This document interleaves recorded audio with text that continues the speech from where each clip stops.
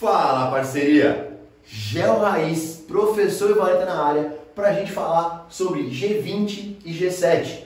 Se você estava ligado nos noticiários, e você é um estudante interessado, você estava ligado? Acabou de rolar o G20 lá na Índia. E o próximo G20 vai ser no Brasil. A reunião aí das 20 maiores economias do mundo. Cara, quero explicar para você quem é o G7 e o seu contexto, quem é o G20, fazer umas análises. Mas para isso, faz aquele fortalecimento para os irmãozinhos. Cara, não custa nada, não cai o dedo. Clica no se inscrever, estamos quase em 12 mil inscritos. Quem sabe que esse vídeo sair já bateu.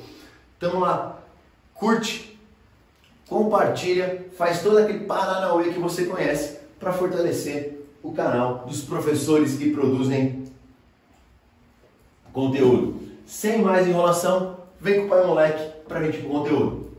Cara, G7. Estávamos nós, período da Guerra Fria, quando em 1973 o mundo era cometido por uma grande crise. Que crise é essa em 73? É o choque do petróleo. O choque do petróleo vai fazer o preço do petróleo disparar é quase subir 400%. Se você quer que eu fale sobre o petróleo, choques do petróleo, eu tenho uma aula sobre geopolítica do petróleo, vou deixar o card dela aqui. E isso faz com que as principais economias do bloco ocidental resolvam se reunir e tentar formular maneiras de se precaver, de se proteger dessas crises. Então, em 1975, 2 anos depois do choque do petróleo, em 73, surge o G7. Curiosidade, era G6 só no ano seguinte, 76, que entra o Canadá. Então vamos lá, quem são os membros do G7? Estados Unidos e Canadá, Japão, vamos agora para a Europa, França, Inglaterra, Alemanha e Itália. Eram as 7 maiores economias do mundo e queriam fazer cooperação econômica, a se auxiliar mutuamente, principalmente para não sofrer mais com crise ocorridas em países periféricos, que é o caso que aconteceu com o choque do petróleo. Cara, esse grupo foi muito importante, não só pelo tamanho de suas economias, mas pelo seu desenvolvimento tecnológico, sua capacidade política. E isso tornou esse órgão extremamente importante. Bom, ele virou G8 durante um tempo. Como assim G8? Com a dissolução da União Soviética em 1991, a Rússia, apesar de não ter essa big economia, ela tinha muita influência política, muita influência geopolítica em toda a área que foi da União Soviética. Então ela é trazida para dentro em 98, já pouco antes do Putin assumir. E vai ficar participando das reuniões até 2014. Porque em 2014 a Rússia para de ser convidada. Ela tinha sido convidada quando acontece a invasão à Crimeia. Então a invasão à Crimeia foi o motivo das primeiras sanções à Rússia e ela não mais ser convidada para as reuniões do G7. O Lula foi convidado esse ano para a reunião do G7. Ah, mas o Brasil não está, é normal, entre as maiores economias. Sim, até está entre as top 10. Mas eles chamam países, chamam outras economias para participar das discussões. Então, ocasionalmente, países são chamados para essas reuniões. Vamos lembrar que não é um organismo, não tem toda uma estrutura. Como você tem a União Europeia, o Mercosul, você não tem uma estrutura de bloco econômico, não tem uma estrutura de organismo. É apenas um grupo de países, uma organização que se reúne para discutir temas, mas sem aquela burocracia administrativa. Qual que é a grande crítica que a gente faz ao G7, que era feita ao G7? É pouco representativo. Nós temos 193 países no mundo. Aqui não tem nenhum país da América Latina. Aqui, tirando o Japão, não tem um país que represente o Sudeste Asiático. China, Índia, grandes economias. Você não tem ninguém do continente africano, você não tem ninguém da Oceania. Cara, é extremamente pouco representativo. Tanto que ele perdeu muita força a partir de 2008. 2008 tem uma crise importante econômica, a gente vai chegar nisso já já, certo? Perdeu importância por quê? Porque é quando o G20 vai ganhar importância. As discussões feitas entre nós 7, beleza, vamos continuar mantendo esse fórum de discussão, mas as mais importantes vão para o G20, que tem mais gente. Só que no G20 tem China e no G20 tem Rússia. Com a invasão da Ucrânia em 2022, algumas discussões ficam difíceis de acontecer aqui, porque você não quer China e Rússia nessa discussão. Então, o G7 volta a ter uma importância, volta a ser trazido temas mais importantes ali para esses países. Certinho? Cara, vamos começar o G20, mas antes vou te fazer alguns convites. Eu tenho uma plataforma de aprofundamento, junto com um professor de Sociologia, um professor de História, que a gente faz aulas de aprofundamento semanais, certo? E uma vez por mês essa aula é aberta para quem quiser assistir. E na próxima quinta-feira, nem sei que dia do mês que é, eu estou gravando isso no dia 14, na quinta-feira seguinte, eu vou fazer uma aula sobre geopolítica da África, conflitos do século XXI. Se você quer assistir essa aula, gratuitamente, você vai clicar no link de WhatsApp que tem aqui, você vai cair no grupo de WhatsApp onde eu vou compartilhar o link da aula lá. E se você quiser acesso ali, 30 e poucas horas de aula, muito conteúdo de aprofundamento em humanidades, vem assinar a nossa plataforma, vem com a gente, dá tempo de se preparar para os vestibulares. Certinho? E se você vai prestar os vestibulares paulistas, fica ligado no meu Instagram. Deixa eu colocar meu Instagram aqui embaixo. Por quê? Porque eu vou organizar mega revisões, aulões de revisões, não só comigo e com meus parceiros de humanas, mas também estou trazendo a galera de outras áreas para a gente fazer uma super revisão aí para os vestibulares paulistas. Não vou fazer Enem, só vestibular paulista. Vamos lá, G20. Pessoal, o G20 vai surgir lá em 98, achei que era 99, fui conferir a data, acontece, ninguém tem que decorar nada. Vamos lá. Surge em 98 como resposta a uma série de crises que aconteceram em países emergentes. Você teve a crise do México de 94, a crise nos tigres asiáticos em 97 e depois na Rússia. Cara, é uma série de crises em países emergentes e isso motiva com que a necessidade de você ter um fórum de discussão que traga esses países para a discussão.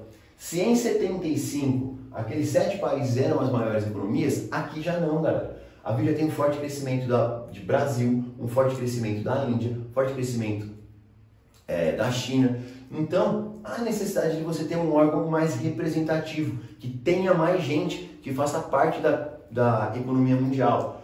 Então, você tem as 19 maiores economias do mundo, daquela época, né? Hoje você já teve alguns países que perderam, não estão mais no top 20, tem algumas modificaçõezinhas. E a União Europeia. A União Europeia manda um representante da estrutura da União Europeia. Junto, esses países, esse G20, ele corresponde a entre 85% a 90% do PIB global.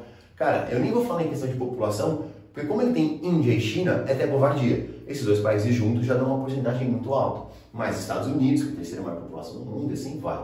Tá entendendo? Bom, o que é legal? Enquanto aqui no G7 eu tinha só países desenvolvidos, aqui eu tenho desenvolvidos mais emergentes. Cara, e isso faz com que você consiga ter muito mais contato entre esses países e gerar o que é a grande intenção: parcerias e desenvolvimento econômico mútuo, liberação de comércio, medidas de redução de protecionismo. É importante você saber uma coisa: sempre que você tem o G20, você tem as reuniões oficiais, principalmente aí 2008 para cá, depois da crise econômica de 2008, que você tem que os chefes de Estado que vão normalmente, né? Não manda alguém representando o Brasil, vai o Lula, não manda alguém representando os Estados Unidos, vai o Biden, certo? O que acontece? Imagina, eu tenho 19 chefes de Estado e o representante da União Europeia.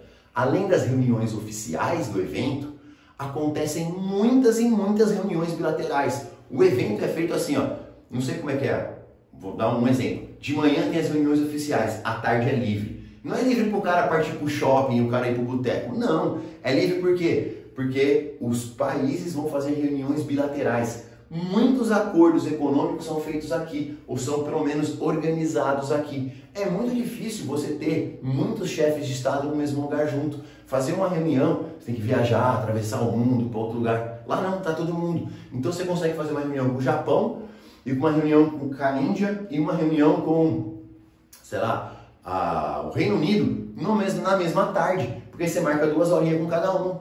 Então você tem muitas reuniões paralelas que acontecem ao G20 que são extremamente importantes, que são aesthetics, como diria o Rodrigo Góes.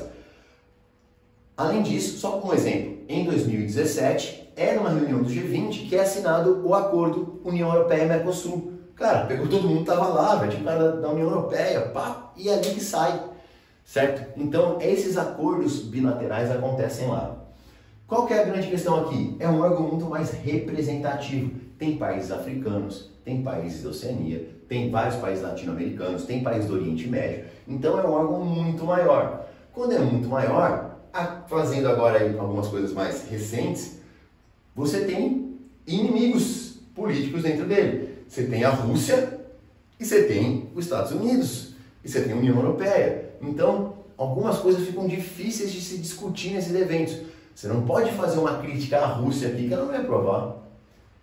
Da mesma forma como você não pode fazer uma crítica aos Estados Unidos que ela não vai aprovar. Então, ele é um órgão que desde a guerra ficou meio engessado, porque alguns temas, se você já pegar a guerra comercial, China e Estados Unidos, começa em 2018, e agora a guerra Rússia-Ucrânia, engessam algumas discussões, certo? Esse órgão, ele tem uma presidência rotativa, é comum acontecer isso, e o presidente recebe, vai ser sede da reunião do ano seguinte. Isso é tudo meio organizado, tá? Nossa, o Lula chegou e já é sede, mano, já tá escrito para frente quem vai ser os próximos ali, raramente muda alguma coisa, é tudo meio organizadinho para ter uma rotatividade. A Índia sediou o evento agora, em 2023, e uma coisa importante, junto com a Índia, Brasil e Estados Unidos, lançaram um pacto pelos biocombustíveis. Olha que da hora. O Brasil já usa muito biocombustível, né? A nossa gasolina tem 27% de álcool. Então eles querem fazer o pacto do etanol para que o mundo todo utilize uma porcentagem de etanol na gasolina. Lembrando que o etanol polui, mas polui menos que a gasolina. Então essa mistura seria uma das formas de você gerar uma questão ambiental aí. E o Brasil é um grande produtor de etanol. Apesar de a nossa produção ter caído bastante, hoje o Brasil importa álcool de milho, porque o álcool de cana não está sendo competitivo de preço de mercado, mas você conseguiria ter ali um impacto nesse setor que é importante para o agronegócio brasileiro. Último dado, o Brasil vai sediar a próxima reunião do G20 será aqui no Brasil, então você vai ter muita coisa sendo falada, vai ser extremamente importante. O país ganha muita visibilidade quando acontece isso. Ele consegue meio controlar a pauta, controlar alguns temas que vão ser discutidos e trazer para temas que lhe favoreçam, certo? É o que a Índia fez com os biocombustíveis, por exemplo, com a ideia do etanol. Certinho? Cara, você aprendeu quem é o G7, quem é o G20, algumas análises. Se gostou desse vídeo, fortalece mesmo, cara. Me ajuda a chegar aí nos 12 mil inscritos, compartilha esse vídeo com a galera e vem para o aulão gratuito que vai acontecer na próxima quinta. Se você viu esse vídeo um pouco depois, esse aulão já foi, mas todas as aulas ficam gravadas dentro da nossa plataforma, que você assina com um precinho que é piquititinho. Fechou? Beijo no coração e bora pra facu.